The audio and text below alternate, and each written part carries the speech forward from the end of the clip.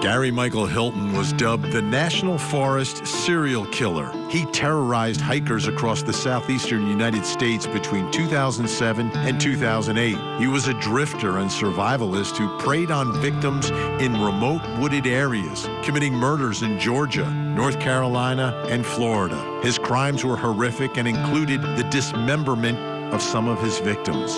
Then Hilton sat down in front of court TV cameras and revealed a shocking confession. Tonight, you will hear that confession. But first, it's the story everyone is talking about. On April 2nd, 2025, a tragic incident at a high school stadium in Frisco, Texas, during a high school track meet. 17-year-old Austin Metcalf, a junior at Memorial High School and a standout football player, was fatally stabbed in the chest. Metcalf was there with his twin brother, who held him as he died. The accused killer is another student athlete from a different high school. His name is Karmelo Anthony. Tonight, we will take a close look at the police investigation. What does it reveal? Did Karmelo Anthony confess? And what will happen next in this very polarizing case? I'm Vinnie Politan. Thank you so much for joining us tonight here on Closing Arguments. And we begin with this story. As I said, a lot of people are talking about it. Everyone is talking about it. I want to talk about student athletes in high school. How difficult it is to be a student athlete or to be a student who's involved in drama or band, whatever your thing is. You take the time to get everything done inside the classroom, and then you dedicate yourself to something outside the classroom. To me, those students end up being some of the most productive members of society, people who are able to, at a young age, figure out, you know, I've got to manage my time, I've got to figure out what I'm going to do, and I'm going to try to excel at something.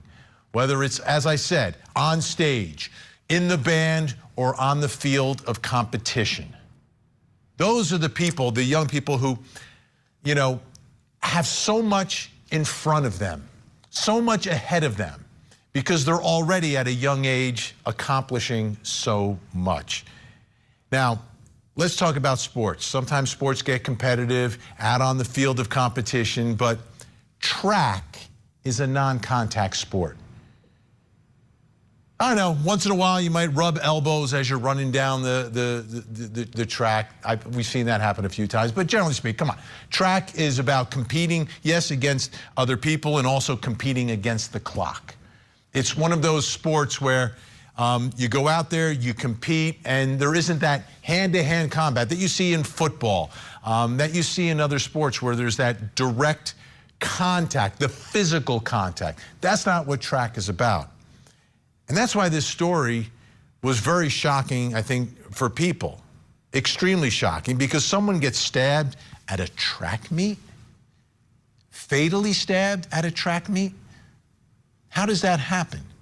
Like, I've seen brawls happen in football games. I've seen brawls in basketball games. I've seen brawls in hockey matches. But I have never heard about someone getting into a physical confrontation that ends up being deadly at a track meet, which I think is why everyone's interest was like, well, wait a minute, what happened here?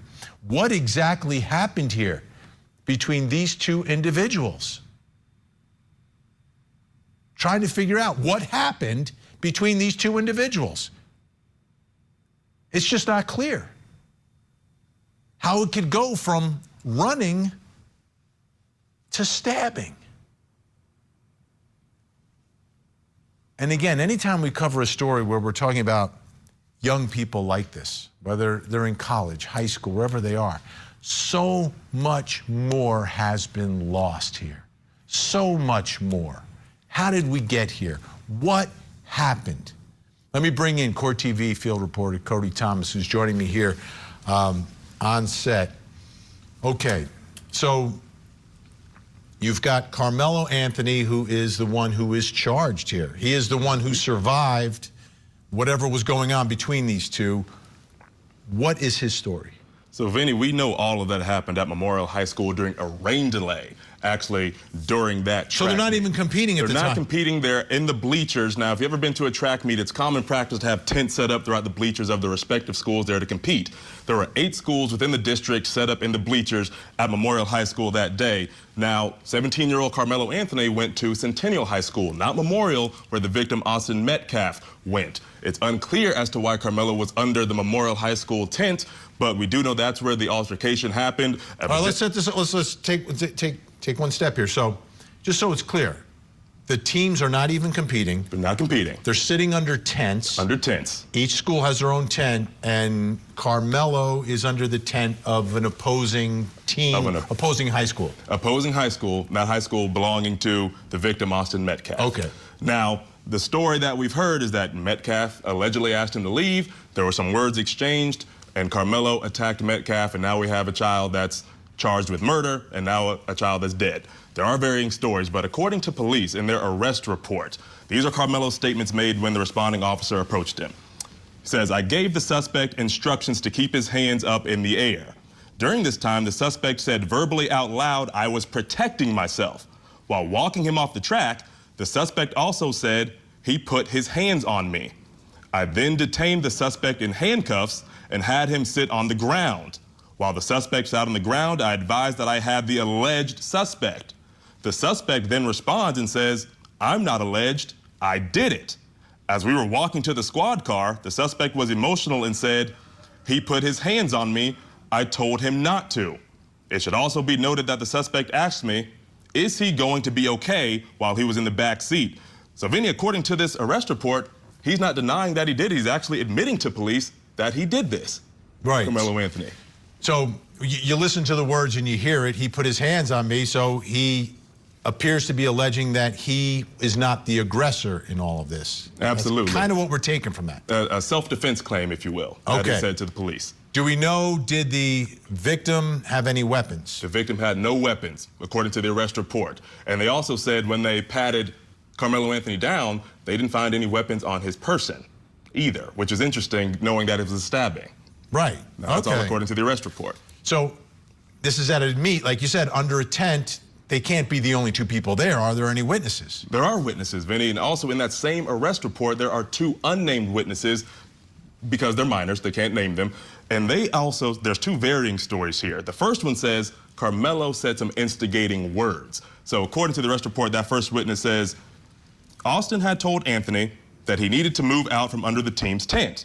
And Anthony grabbed his bag, opened it, and reached inside and proceeded to tell Austin, "Touch me and see what happens."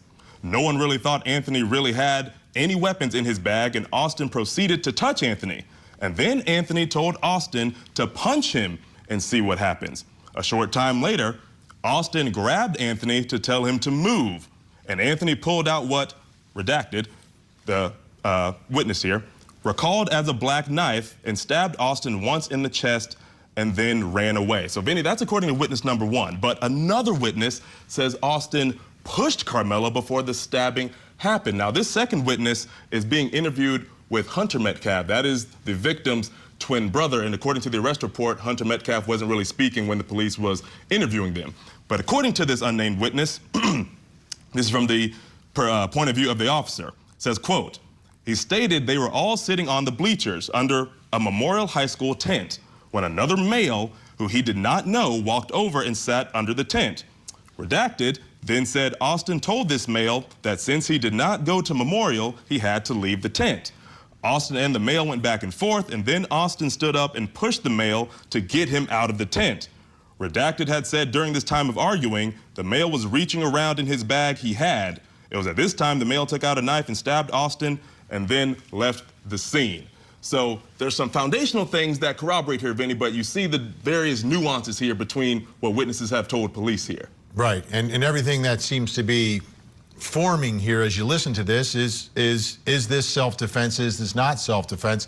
That's what this case, that's what this trial will ultimately be about, because it's not a whodunit, and I guess the question is exactly what happened inside that tent, and you've got, you know, we always say it, eyewitnesses, you ask 10 people what they saw, you'll get 10 different versions of what they saw, and that's unfortunate here. Now, you spoke with the Texas attorney about Texas law when it comes to situations like this? I did, Vinny. I actually spoke with national trial attorney and civil rights attorney Lee Merritt, who's also a friend of the show, and his sons are actually zoned to Memorial High School. So this is a close-to-home story for him. But I spoke with him about the standards for self-defense in Texas because Texas is a stand-your-ground state. This is what he had to say about that.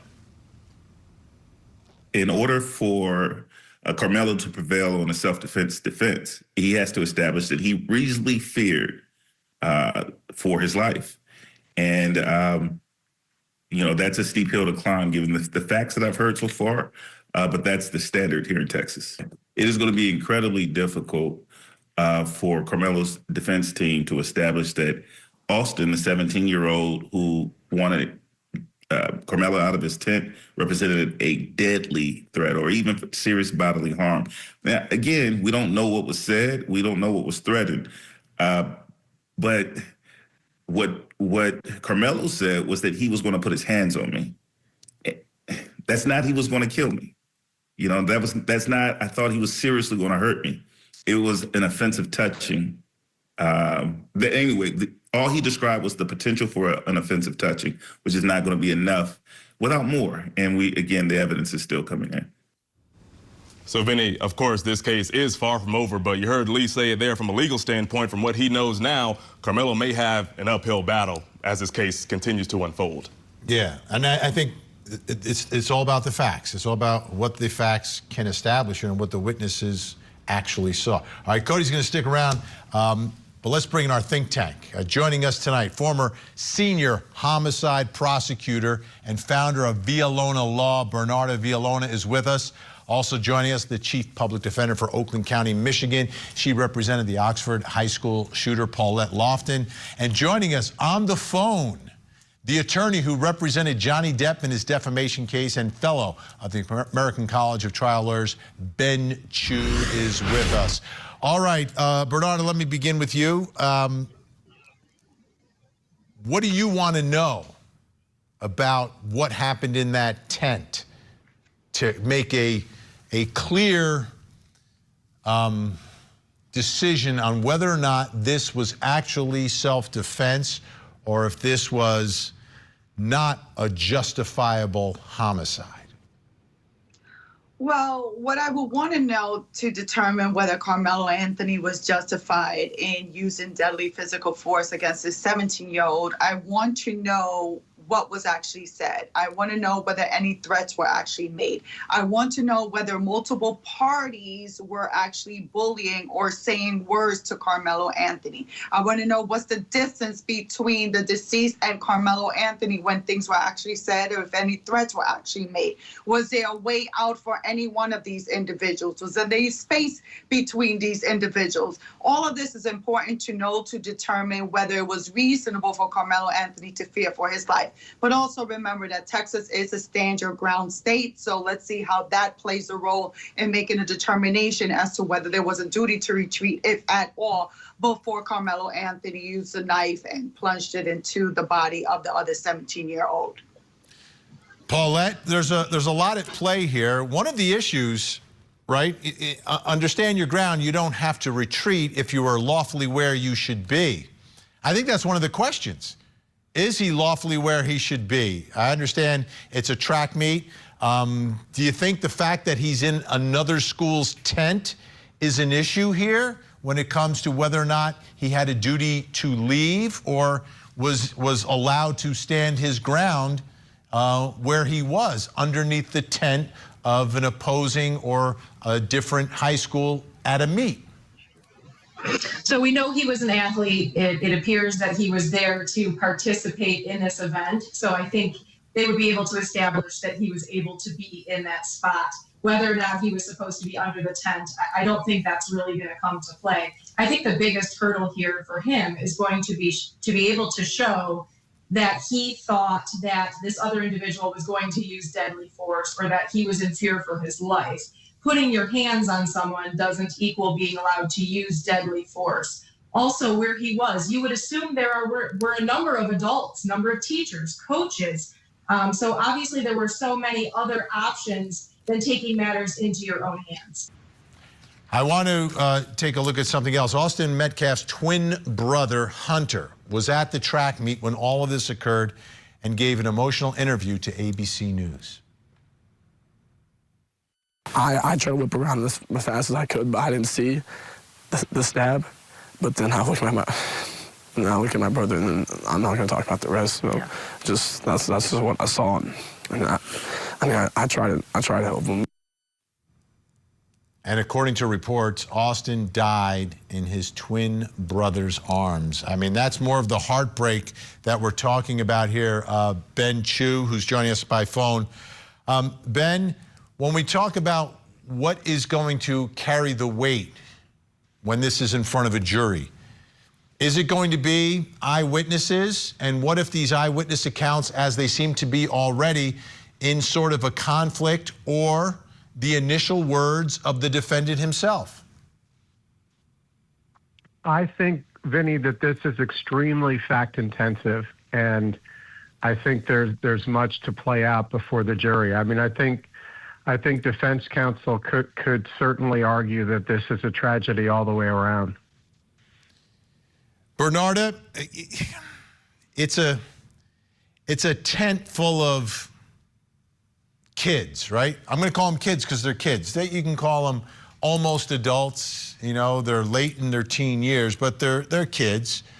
As the witnesses to what happened here, how does a jury parse through and get to what actually happened in the moment? How are they going to figure that out? You're going to have eyewitnesses saying something, and again, already two witnesses saying something slightly different, but perhaps very importantly different versus what the defendant is saying. And does this defendant have to testify? So that's a key issue in terms of when you go self-defense and you decide to have a jury make the decision as to whether you're justified. It's all fact specific. And when you look at a case that does not have video of the actual incident and you're relying on testimony of eyewitnesses and, of course, of the defendant, because in a self-defense case, majority of the times, especially when there's not video evidence, the defendant would have to testify to be able to tell the jury why he felt that he was in fear of his life and he needed to use deadly physical force in order to protect himself. So when you're dealing with a case like this that doesn't have video and you're going to have the inconsistencies of eyewitnesses that claim that they were right there when the incident happened, that does cause a problem for the prosecution. So I'm interested to see how this plays out. Obviously, I also want to see if race will play a role in this case, whether it's set well, up. There's Bernarda Villalona doing it again, folks. She's setting up the next segment. She is on top of this story.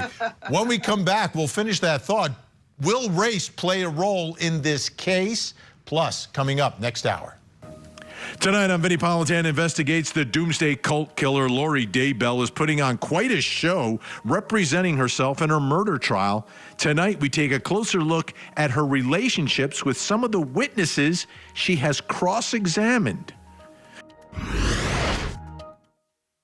Join Court TV's Vinnie Politan with the latest and breaking true crime stories. Now, let's look at the other side of all of that.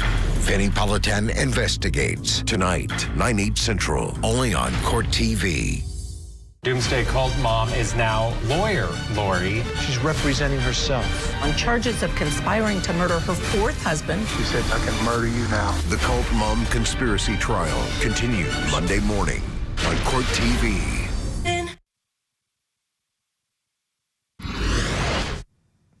Austin Metcalf, just 17 years old, had his entire life in front of him, stabbed to death at a track meet.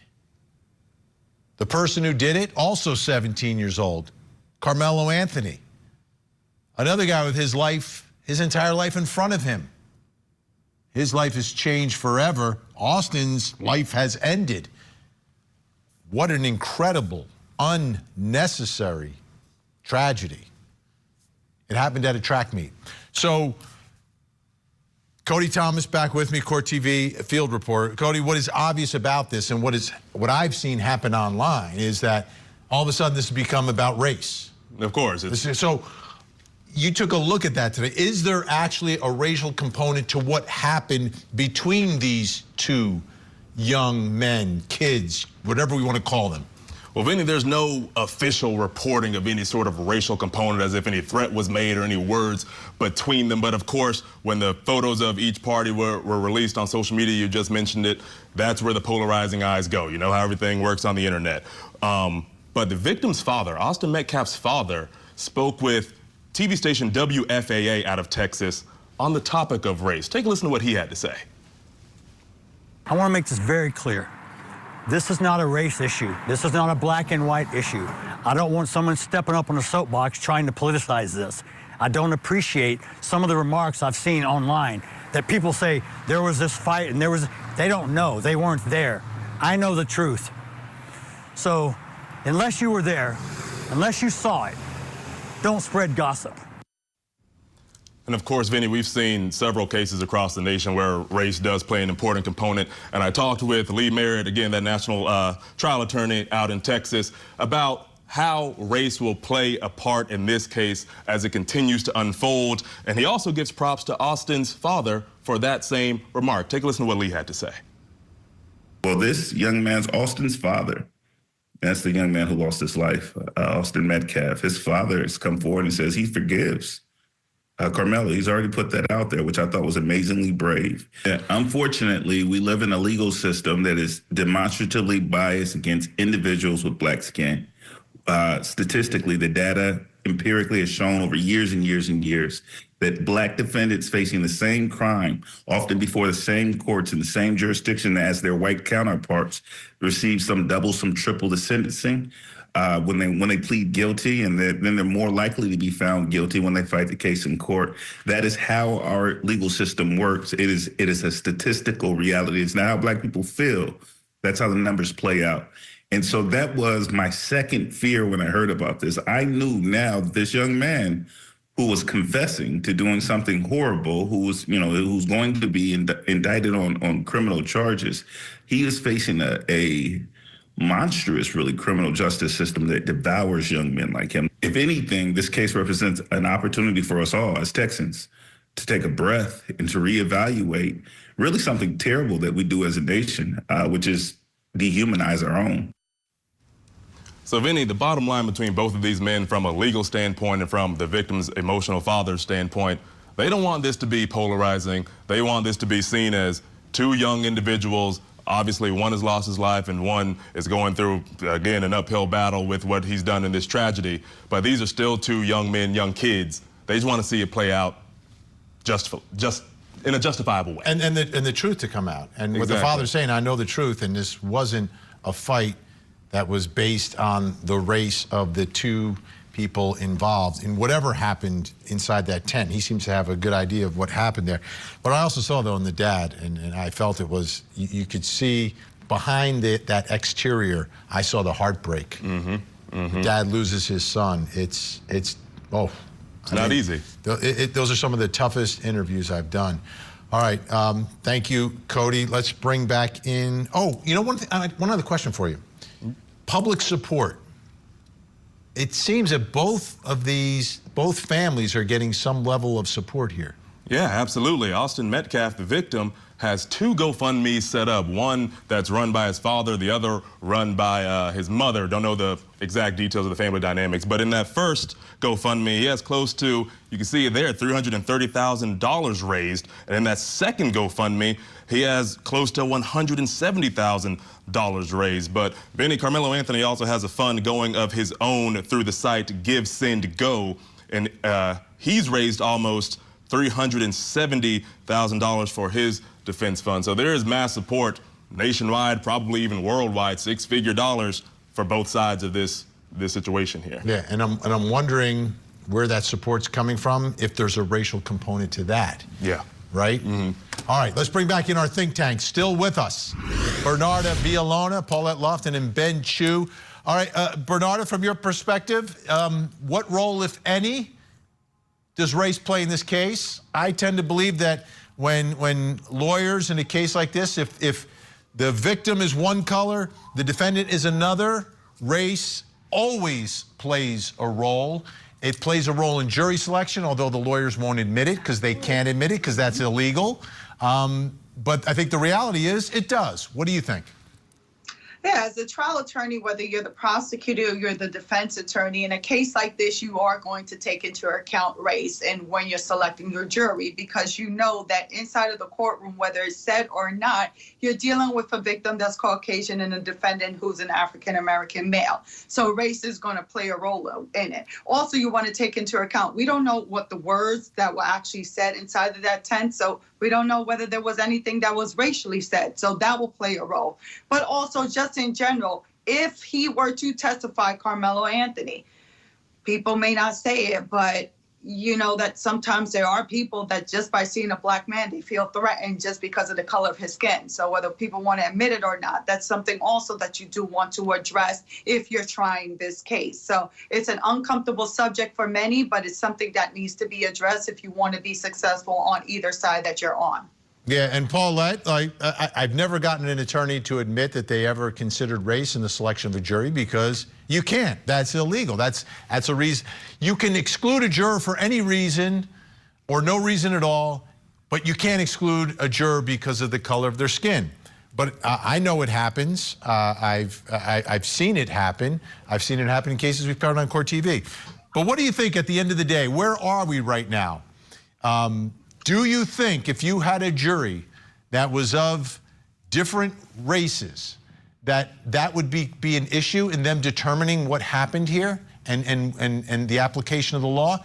Or do you think we are somewhat past that and it's just that the mob on the outside or on social media is going to look at a case that way? So I know that our nation is polarized over many things. But I am hopeful and I have been successful with juries, especially here. We have two 17-year-old boys. Both of their families have been absolutely devastated by what happened. I'm hopeful that everyone can set those facts aside and focus on the evidence that's presented in the courtroom so that this gentleman does receive a fair trial. You know, Ben, I think lawyers overplay the race card when they're selecting a jury. I speak from firsthand experience being a juror in a civil case. And it was a civil case that had one side of the courtroom was one color, another side was another color. And I'm not going to specify who's doing what, but I will say it was a medical malpractice case, and the plaintiffs were suing a doctor and allowed someone who worked in the medical profession from the hospital where the doctor allegedly engaged in malpractice and kept that juror on the jury because, I believe, because that juror was the same color as the plaintiff. In the end, that was irrelevant. What the jury decided was based upon the facts of the case, and the juror who was the same color as the plaintiff did not see the case the same way as the plaintiff, and actually sided with the person from a different race on the other side.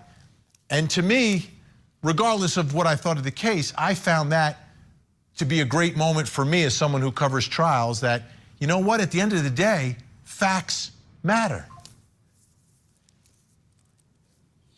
Yeah, Vinnie, I also tend to have an optimistic view. I think outside, I think that polarization will come through and people will have their biases and prejudices inform their view of what happened here. But I also agree that the jury will focus on the facts and will try to do the right thing, because I do think that this is, you know, this is a tragedy for both families.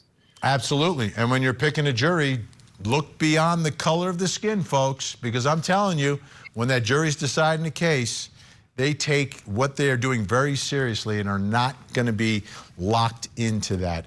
Great job tonight. Always great to have Bernardo Villalona, Paulette Lofton, and Ben Chu with us. When we come back, a serial killer confesses to murder in front of Court TV cameras. David Scott doing the interview will join us, and you will see and hear that confession. I'm confessing to a murder on camera. We're here to try and understand the mindsets behind your actions in this case. It sounds like you lost control of yourself. Not at all. No, not at all. I'm done with this interview. That's so conniving. Do you understand that? I'm your worst nightmare, David. Interview with a Killer, a special 2-hour season premiere, Sunday, 8 Eastern and Pacific, only on Court TV. All right, get ready, folks. Court TV's hit true crime series, Interview with a Killer, returns this Sunday with a 2-hour season 2 premiere where investigative journalist David Scott interviews Gary Michael Hilton, also known as the National Forest serial killer. Here's a preview. You have a moniker, the National Forest Serial Killer. Oh, really? Mm-hmm. I think I prefer the Beast of Blood Mountain. A killer perversely proud of his crimes. I set the record. I'm the oldest serial killer in American history. Isn't that amazing? He lurked in the woods, preyed on hiking trails, and displayed the evil that can be found in the wilderness of the human mind. I'm your worst nightmare, David. Gary Michael Hilton is talking about his crimes for the first time ever. After ignoring innumerable requests from every kind of person in the world, it's time to break my silence. And he'll be confronted like never before. Now, you keep pointing to robbery, but was that just an excuse to torture and kill people? Torture and kill people? Yeah. Hold on. Torture? I didn't torture anybody. Kidnap people, chain them up in your car, beat them to death. You rape them. Most people would regard that as torture. No. Where are we going with this? Well, I think we're going to the mind of a psychopath. A psychopath? Devoid of empathy, mercy, or decency. Narcissistic? Psychotically so. You're nuts. I killed him with it. Now awaiting a death sentence in Florida, Hilton says he's finally ready to come clean. I'm going to give you a news scoop. I did it. I'm confessing to a murder on camera. And reveal what really happened to his victims. She said something that really grabbed me. What'd she say? It's the last chapter of an American crime saga. Do you hate women? Yes and no. Yes. And our last chance to look inside the mind of one of the country's most terrifying serial killers. You have the power to haunt our dreams. Yes. Turn them into nightmares. Do you enjoy having that kind of power over us? You know, in a perverse kind of way, I do. Interview with a Killer, a special 2-hour season premiere, Sunday, 8 Eastern and Pacific. And here with us, award-winning journalist and host of Interview with a Killer, David Scott. David, wow. This Gary Michael Hilton. Thanks for having me. Oh my goodness. Let me understand, like, what's it like when you're sitting across the table from a guy with this type of personality and this history?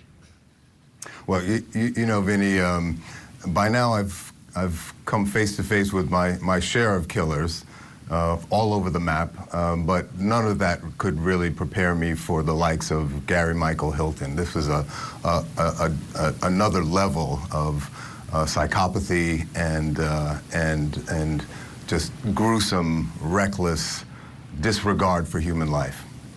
Okay, now, one of the things that really struck me is this confession for a murder, and this is the first time ever he is confessing. Why don't you set it up, like how you got to this point, and then I want to play a piece of that.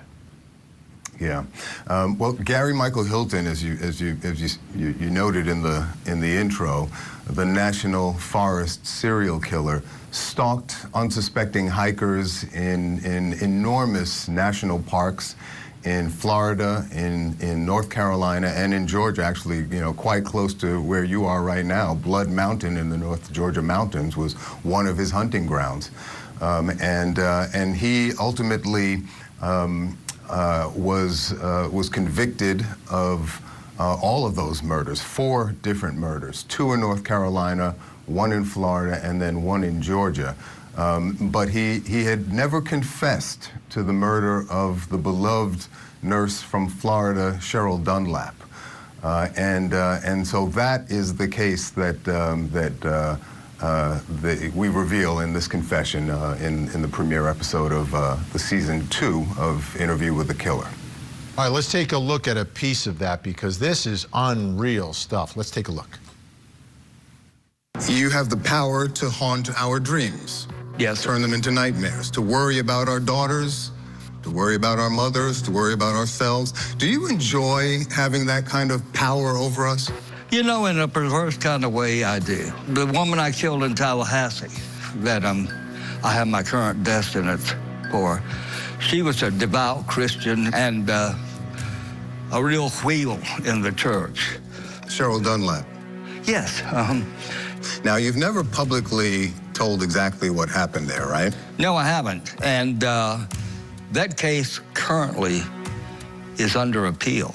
Right. As a matter of fact, it hasn't been finally adjudicated. But hey, I'm going to give you a news scoop. I did it. So there you have it. You did it? Yes, I'm confessing to a murder on camera that I've never had before. You murdered... So I'm giving you something, David. You murdered Cheryl Dunlap. Yes, I did it. I did it.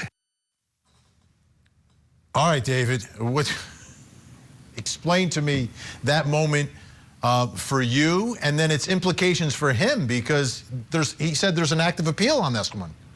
There's an active appeal. I mean, it seems far-fetched that any appeal he could submit at this point on any of his cases could pay off for him. But I think it's it's an important piece of news because it sort of completes the record in terms of the known crimes for which he's responsible. Certainly the friends and family of Cheryl Dunlap, want this resolution, and I'm pleased that on the 3 other murder cases we're able to advance the story beyond what has been on the record and what has been known. But you can see it completely devoid of mercy, of empathy, of decency, almost relishing his crimes, almost contemptuous of his victims, fully contemptuous of his victims, and it is a grim but also illuminating insight into the mind of this madman. Let me ask you this, David, because I'm sure everyone at home watching right now is saying, well, wait a minute. So David goes around and interviews convicted killers, right? What is and you're sitting across the table from them, what is the level of safety precautions that go into this? Are there any sort of warnings that you're given by the corrections institutes that, hey, you're going in there, but you're going in at your own peril? Like, how does that part of it work? Because some of these guys have absolutely nothing to lose, David. You know that. Yeah, well, it's a great question. I mean, the truth is that that the state departments of corrections that we work closely with to make these arrangements are really on the ball. There hasn't been a single instance where I felt like they did not have full control of the situation. On the other hand, you just don't know what to put past these people, and in some states like Florida, where this interview took place, we are 2-3 feet apart. Now he's chained, he's shackled. There are guards in the room. I'm ready, frankly, at all times. I insist on having a desk between us. I have a kind of practice drill for a circumstance in which I'm physically assaulted. But I have to say that there has not been one instance where I felt like the State Department of Correction and the corrections officers in the room, the people that help arrange these interviews, weren't completely on the ball, and we've been in good hands. So that is, it's one of the reasons this show could even happen, and so shout out to the men and women who police these prison environments. It is not an easy job, and as you know, they are almost always unarmed when they do it. Yeah, and the reason I say it is the day I signed my Court TV contract years ago, I'm in the car, I'm listening on the radio, and there's a report about a Court TV producer who was doing a jailhouse interview who was taken hostage by the person she was interviewing. And I think he used a pen as the weapon, but everything turned out okay. Season 2 premiere on Sunday. David Scott, always great to see you. Great work, and we look forward to Season 2. Thanks so much. Vinny, thank you so much for having me back. Really appreciate it. And Sunday night. It's about 48 hours from now. We're back with Season 2. Awesome, awesome. All right, folks. When we come back, I will reveal something else you need to know tonight. Plus, coming up next hour. Tonight on Vinnie Politan Investigates, it's perhaps the most unpredictable trial on the Court TV docket, as Lori Daybell represents herself and cross-examines family members testifying for the prosecution. It's the ultimate courtroom family feud. Join Court TV's Vinnie Politan with the latest and breaking true crime stories. Now, let's look at the other side of all of that. Vinnie Politan Investigates, coming up next, only on Court TV. We're here to try and understand the mindsets behind your actions in this case. Interview with a Killer, a special 2-hour season premiere, Sunday, 8 Eastern and Pacific, only on Court TV.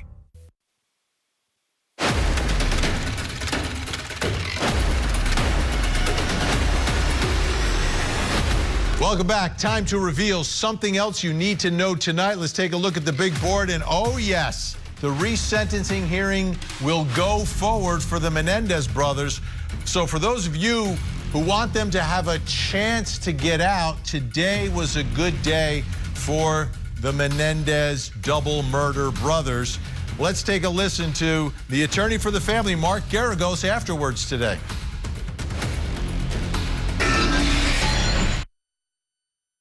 Today is a good day. Justice won over politics. It's been a long time coming, probably the biggest day since they've been in custody. I'm going to let them talk. I'm going to just say a couple of things. We heard and saw a lot of performative art, performative theatrics from the DA's office.